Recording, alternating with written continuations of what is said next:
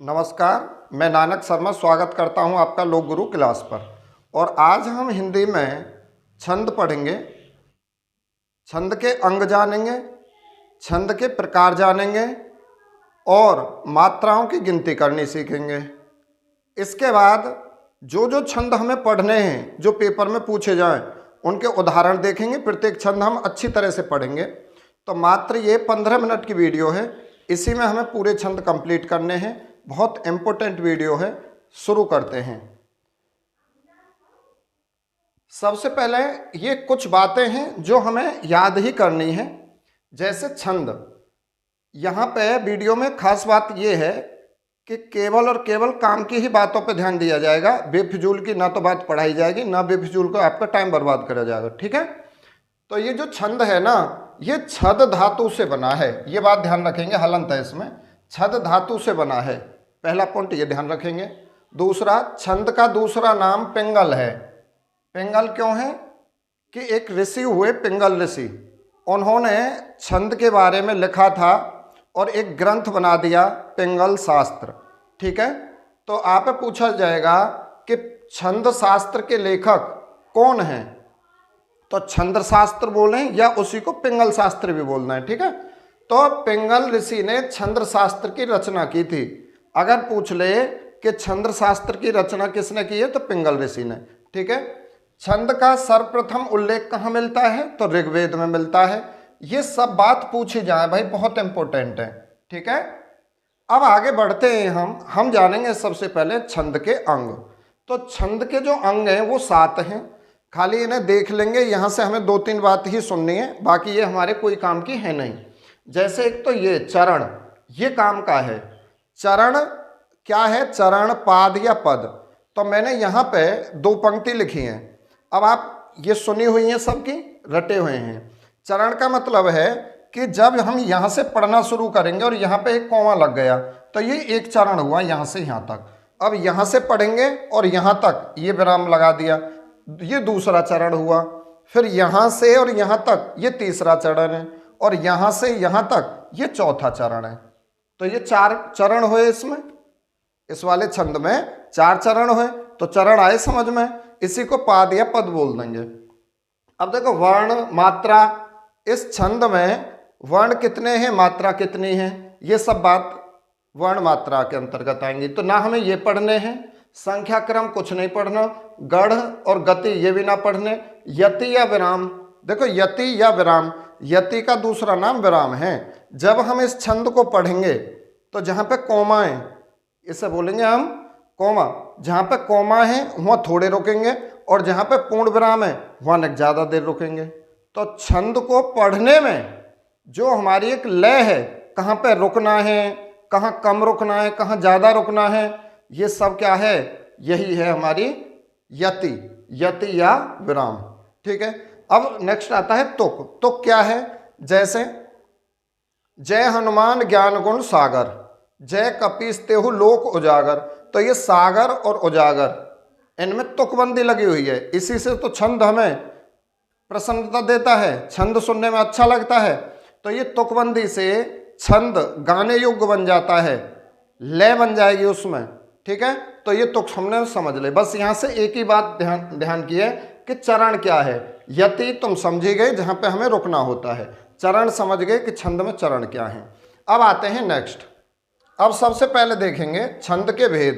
तो भाई छंद 3 प्रकार के होते हैं। एक तो होता है वर्णिक छंद। वर्णिक छंद का मतलब है जहाँ पे वर्णों की गिनती की जाए। ठीक है, उसे हम बोलेंगे वर्णिक छंद। ये हमारे यूपी पुलिस के सिलेबस में नहीं होते हैं, ये हमें पढ़ने नहीं है। ठीक है। दूसरे होते हैं मात्रिक छंद। मात्रिक छंद जहाँ पे मात्राओं की गिनती की जाए, ये हमें पढ़ने हैं, ये हमारे सिलेबस में है। तीसरा होता है मुक्त छंद, जहाँ पे वर्ण और मात्राओं की कोई गिनती लिमिट कुछ नहीं है। ठीक है। तो ये भी हमें नहीं पढ़ने हैं, हमें केवल और केवल कौन से छंद पढ़ने हैं, मात्रिक छंद पढ़ने हैं। अब मात्रिक छंद भी 3 प्रकार के हैं। कौन कौन से, सम्मात्रिक, अर्ध सम्मात्रिक और विसम्मात्रिक। सम्मात्रिक छंद कौन सा है, चौपाई और रोला। याद रखेंगे, ये वेरी इंपॉर्टेंट फैक्ट है। आपसे कहेगा कि निम्न में कौन सा एक सम्मात्रिक छंद है, तो दो याद रखो यहाँ, चौपाई और रोला, ये दोनों सम्मात्रिक छंद हैं। अर्ध सम्मात्रिक छंद, अर्ध सम्मात्रिक दोहा और सोठा क्या हो ये अभी बताऊंगा भाई मैं, ठीक है, 1 सेकंड रुके रहो, 1 मिनट। अर्ध सम्मात्रिक दोहा और सोठा ये एग्जाम्पल है इनके। विषम मात्रिक, विषम मात्रिक में आएंगे कुंडलिया और छप्पे, ये हमने दो दो उदाहरण इनके जान लिए। अब मेन बात आई कि भाई हम मात्राओं की गिनती कैसे करेंगे, मात्राओं की गणना कैसे करेंगे। तो आप सोच रहे होंगे ये तो भूल गए भाई, यहाँ से सीधा यहीं आएगा। नहीं भाई, यहाँ ना आए हम पहले मात्राओं को अब जानेंगे और मात्रा आप यहाँ गिन के दिखाएंगे, ठीक है। इस वीडियो देखने के बाद आप कोई भी छंद मिल जाए ना, आप कोई भी पंक्ति देखते ये बता देंगे 2 सेकंड में कि इसमें इतनी मात्रा है, ठीक है। सबसे पहले हम मात्रा गिनेंगे किसकी भाई, यहाँ पे क्या है, मात्रिक छंद। मात्रा होती हैं स्वरों की, और स्वर होते हैं हमारे 2 प्रकार के। एक तो होता है ह्रस्व स्वर, जिसे हम लघु स्वर भी बोल देंगे। ह्रस्व स्वर की होती है एक मात्रा, तो ह्रस्व स्वर की होती है एक मात्रा, जिसे हम लघु स्वर भी बोलेंगे। ह्रस्व स्वर कौन से होंगे, आ, ई, उ और री, रे, सी, ठीक है, ये 4 होते हैं ह्रस्व स्वर। और इनके बाद जो चंद्रबिंदु होता है ना, इस तरह से चंद्रबिंदु, इसकी भी एक ही मात्रा गिनी जाएगी। किसी भी शब्द पे अगर ये आ जाए चंद्रबिंदु तो मात्रा 1 गिनी जाएगी इसकी। तो ध्यान रखेंगे, छोटा आ, छोटी, छोटा ऊ, रे, और चंद्रबिंदु, इनकी एक मात्रा गिनेंगे सदैव। अब देखो दीर्घ स्वर या इसे बोलेंगे गुरु स्वर, ये होते हैं द्विमात्रिक, इनकी 2 मात्रा गिनी जाएंगी। बड़ा आ, बड़ी ई, बड़ा ऊ, छोटी ए, बड़ी ए, छोटा ओ, बड़ा ऊ, इनकी होती हैं 2 मात्रा, याद रखेंगे। अच्छा, जहां हमें 2 मात्रा लगानी हो, यानी गुरु मात्रा हो, 2 मात्रा का मतलब है कि यहाँ पे गुरु है, गुरु मात्रा है, और 1 मात्रा का मतलब है लघु है। अच्छा, 1 मात्रा होगी उसे हम ऐसे, जैसे हम 1 बना दें ना, खाली विराम चिन्ह जो है इस तरह से दर्शाएंगे। और जहां पर 2 मात्रा होंगी एस टाइप का ऐसे बनाएंगे, ठीक। इसके बाद जहां अनुस्वार और विसर्ग हो, यानी छोटी अंग और बड़ी अंग की मात्रा लग रही हो, वहां पे भी 2 मात्रा गिनेंगे, छोटी अंग, बड़ी अंग, और जितने भी हमारे दीर्घ स्वर है उनकी 2 मात्रा गिनेंगे। इसके बाद संयुक्त अक्षर का पूर्ववर्ती वर्ण 2 मात्रा बना देगा। जैसे इस बात अभी समझोगे ना आप, यहाँ समझो कि अनुसार विसर्ग, इनकी गिनती 2 मात्राओं में होगी। अब देखो, संयुक्त अक्षर का पूर्ववर्ती वर्ण 2 मात्रा बना देगा। संयुक्त अक्षर का पूर्ववर्ती यानी पहले वाले वर्ण की 2 मात्रा गिनी जाएंगी। जैसे, अब पहले तो मैं इस बात समझा दूं, फिर इसे समझाऊंगा। ये 3 शब्द मैंने लिख लिए। जैसे सबसे पहले राम है ना, राम में कितनी मात्रा होंगी, तो भाई देखो रे पे काय की मात्रा है यहाँ बड़े आ की, और बड़े आ की कितनी मात्रा गिनी जाएंगी, 2। तो यहाँ 2 मात्रा जब होंगी तो हम ये चिन्ह लगाएंगे। अब जैसे मैं है, मैं पे कोई मात्रा आप ना दिख रही, तो मैं का मतलब है हलंत वाला मैं प्लस आ। तो मैं में छोटा आ शामिल है ना, प्रत्येक व्यंजन में ए जुड़ा हुआ होता है। तो यहाँ पे भाई देखो मैं में ए है, तो इसकी मात्रा कितनी होगी, 1। अब आ जाओ यहाँ, ये तो मात्रा गिन नहीं हमने, ये तो साधारण से शब्द हैं। अब ये जो बात थी ना, संयुक्त अक्षर का पूर्ववर्ती वर्ण 2 मात्रा देगा, वो यहाँ समझेंगे। पे काय की मात्रा है, छोटे ऊ की, छोटे ऊ की मात्रा देखो यहाँ पे 1 होगी ना, छोटे ऊ की मात्रा होगी 1। लेकिन त्रे कैसा अक्षर है, संयुक्त अक्षर है, संयुक्त 2 से मिलके बने हो ना, ते और रे। तो संयुक्त से पहले वालों, अगर संयुक्त अक्षर हो तो उससे पहले वालों दीर्घ बन जाए, यानी 2 मात्रा गिनी जाएंगी इसकी यहाँ 2 मात्रा गिनी जाएंगी भाई। और इस त्रे की क्या गिनी जाएंगी, 1। त्रे का मतलब क्या है, त्रे का मतलब है स्वर विहीन तय प्लस रे। तो इस तय की तो कोई गिनी ना जाए, रे में क्या है भाई, यहाँ तो तय में से ए तो निकलेगा। अब आ जाए यहाँ रे में ए है, तो इसकी 1 गिन ली है, ठीक है। तो इस पुत्र में 3 मात्राएं, 2 और 1, 3। अब ये और समझें, ये डाउट पॉइंट है, इसे और समझें। क्रम का मतलब क्या है, क्र प्लस र प्लस मा, जिन्होंने वर्ण विच्छेद ना आवे। हमारी एक वीडियो पड़ी है वर्ण विच्छेद के नाम पे, ठीक है, उसे देख लियो, सर्च कर लियो। कै रे में, अब ये कै है स्वर विहीन, इसकी कोई मात्रा ना होगी। अगर ये बीच में हो तो अपने से पहले वाले डबल मात्रा में बता दे, तो ये अपने से पहले वाले दो मात्रा में कर दे तो चेंज। लेकिन अब ये पहले, इससे पहले कोई अक्षर है ही ना, तो भाई इसकी कोई मात्रा ना गिनी जाएगी, एक रे की और एक मैं की। तो क्रम में कितनी मात्रा होंगी? दो। कितनी मात्रा होंगी क्रम में? दो। ठीक है, ये बात आई समझ में। अब देखो हम करेंगे मात्राओं की गिनती और इस तरह से करेंगे कि आपकी सब समस्या खत्म। चलो जी, देखो जय एक मात्रा, ये एक मात्रा है, एक मात्रा। न पे छोटे ऊ की मात्रा, छोटे ऊ की एक मात्रा गिनी जाएगी।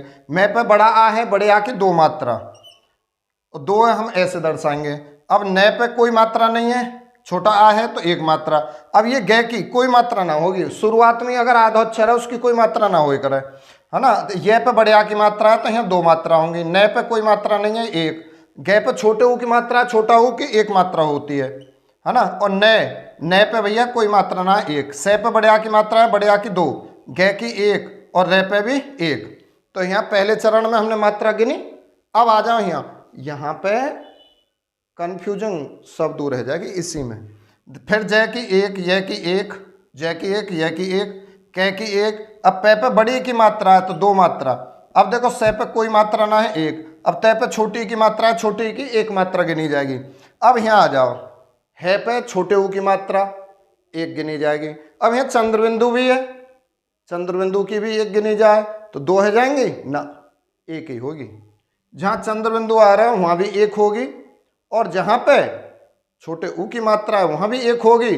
तो यूँ ना कहोगे आप कि जी एक चंद्रबिंदु के और एक इसकी दो लगा दे, ना भाई एक ही लगानी है। ठीक है, अब देखो लोक, छोटे ऊ की मात्रा दो और कै पे एक, ऊ की एक, जय पे बड़ा आ है दो मात्रा, गे की एक और यहाँ भी एक। अब इसे और पढ़ो मेरे साथ साथ, दो एक, बड़ा ऊ है दो एक, छोटे आ की एक, छोटा ऊ है तो फिर यहाँ पे मात्रा एक, छोटी ई की एक और तय की एक। तय पे मतलब आ, अगर मैं तय बोल रहा हूँ तो इसका मतलब इसमें आ है। कहीं ये सोच लो जी तय की कब से मात्रा आने लगी, तय की मात्रा नहीं है, ए की मात्रा है इसमें। अब देखो यहाँ बल धामा, बे ले और धय पे बड़े आ और मैं पे बड़ा आ, तो दो दो मात्रा चलन दो। अंजनी, अब यहाँ से अंक की बिंदी है ना, छोटी अंग, अनुसार दो मात्रा, अनुसार की दो मात्रा, विसर्ग की दो मात्रा। ठीक है, तो यहाँ पे दो मात्रा, जय की एक और न पे छोटी है एक। अब देखो भाई पे छोटे ऊ की मात्रा है, छोटे ऊ की एक मात्रा हो, ठीक है।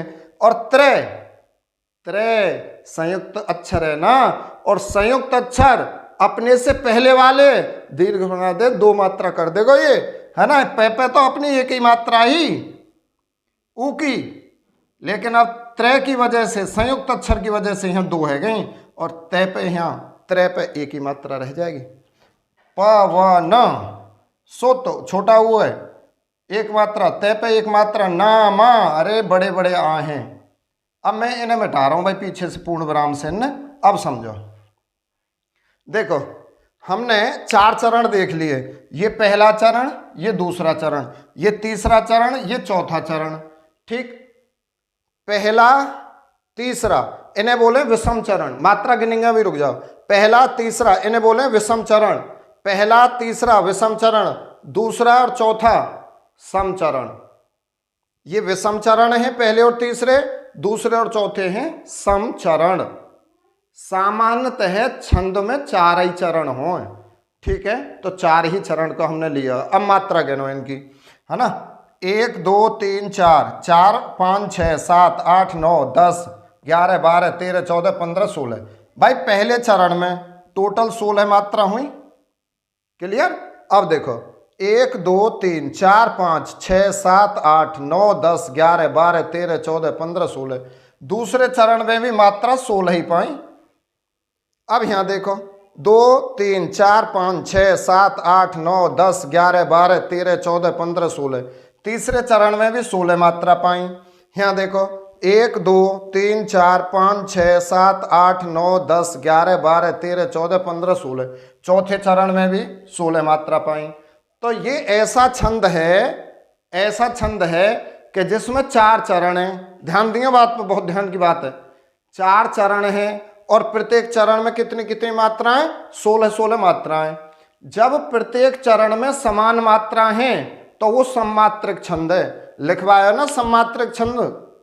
तो अगर तुम्हें पूछ ले निम्न में से कौन सा सममात्रक छंद है, 100% चौपाई दे उदाहरण, और चौपाई ना मिले तो रोला बोल दो।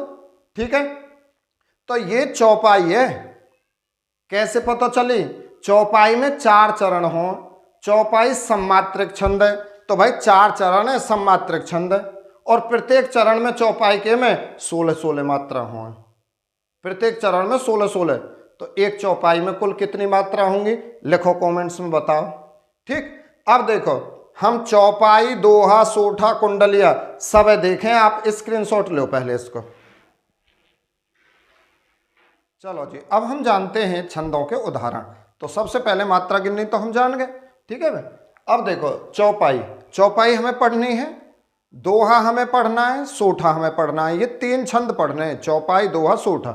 वैसे मैंने यहाँ रोला और कुंडलिया के बारे में भी लिखा है, तो अब देखें 2 मिनट। चौपाई क्या है? सममात्रक छंद है, 4 चरण होते हैं, प्रत्येक चरण में 16 मात्रा होती हैं। तो कुल मात्रा कितनी होंगी चौपाई में? 64 हुई ना, 16 चौके 64। ठीक, अब ये चौपाई मैंने यहाँ लिखी है, आप मात्रा गिन लेंगे। ये पहला चरण, दूसरा, तीसरा और चौथा। एक कंफ्यूजन दूर करें। सबसे पहले चंद्र बिंदी है यहाँ, तो इसकी 1 मात्रा गिनेंगे, और यहाँ पे 1 अंक की बिंदी है, छोटी अंग है, 2 मात्रा। दूसरी बात, ये जो रे है ना, रे में जो ऊ की मात्रा है, एक तो लगे ऐसे, इसका मतलब है कि यहाँ पे छोटा ऊ है, इसमें छोटे ऊ की मात्रा है, और एक रे में मात्रा लगे ऐसे, इसका मतलब है यहाँ बड़े ऊ की मात्रा है।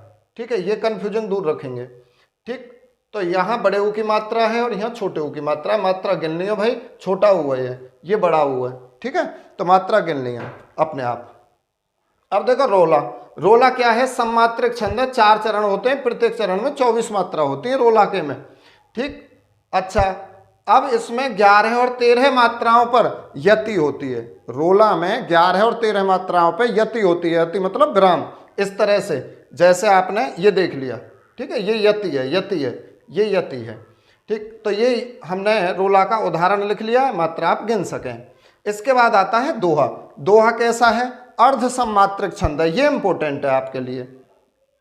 एक तो ये और एक चौपाई। दोहा अर्ध सममात्रक छंद है, 4 चरण होते हैं। अब देखो विषम चरण में 13 मात्रा होंगी। विषम चरण का मतलब है कि पहला और तीसरा चरण 13 मात्रा, और सम चरण में 11 मात्रा होंगी। सम चरण का मतलब है दूसरा और चौथा चरण। ठीक है, तो ये दोहा का उदाहरण है। इसका पहला चरण है, ये इसका दूसरा चरण है, और ये है भाई तीसरा चरण, और ये है इसका चौथा चरण। तो पहले और तीसरे में यहाँ तो होंगी 13 मात्रा, और दूसरे और चौथे में होंगी 11 मात्रा। ये सम चरण है, ये दोनों विषम चरण हैं। तो दोहा कंप्लीट, आगे बढ़े। अब आप देखेंगे सोठा क्या है? सबसे पहले ध्यान रखेंगे, सोठा दोहा का उल्टा छंद है। ठीक है, तो सोठा अर्ध सममात्रक छंद है, इसमें भी 4 चरण होंगे। अब विषम चरण में 11 मात्रा होंगे। विषम चरण देखो, यहाँ पे दोहा में विषम चरण पहले और तीसरा, यहाँ पे 13 मात्राएं, लेकिन इसके पहले और तीसरे चरण में 11 मात्रा होंगी। 11 मात्रा होंगी। और जो सम चरण है ना, इसका सम यानी दूसरा चरण ये और चौथा चरण ये दोनों सम हैं, इनमें होंगी भैया कितनी मात्रा? ये 13 है भाई। यहाँ सम चरण में होंगी 13 मात्रा, यहाँ भी 13 होंगी इस चरण में, और यहाँ भी 13 होंगी इस चरण में। गिननी आपने सीख लें, गिन के देख लेंगे आराम से। अब देखो कुंडलिया कैसा है? विषम मात्रक छंद है, 6 चरण होते हैं। 2 बात ध्यान रखेंगे। इसके बाद मेन पॉइंट यहाँ आ जाओ। कुंडलिया दोहा रोला से मिलके बने। पहला दोहा होगा, दूसरा रोला होगा।